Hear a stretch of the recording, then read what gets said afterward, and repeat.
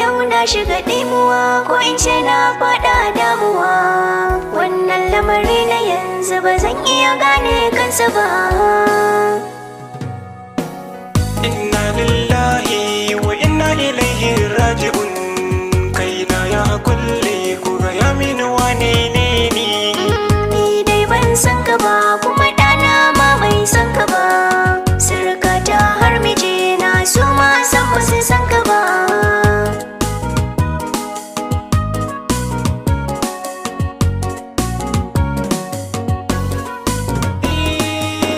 Ku saurare ni zan gaya muku dukkan lamari.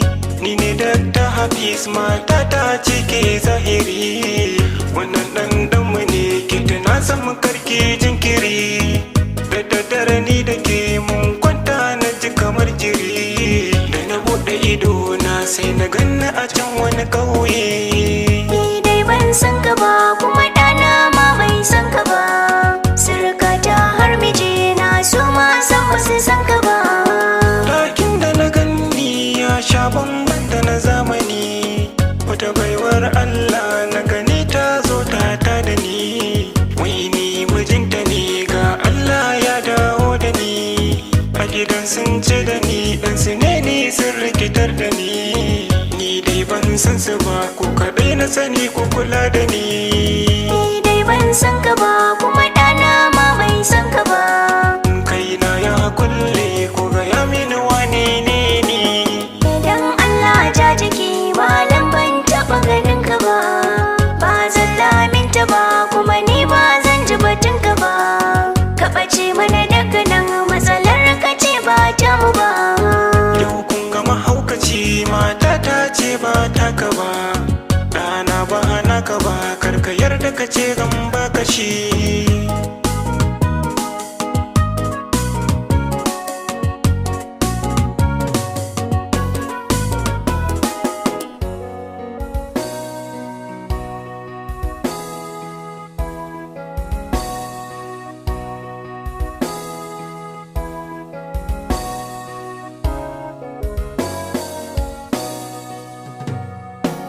Ni dai ban san ka ba kuma ɗana ma bai san ka ba.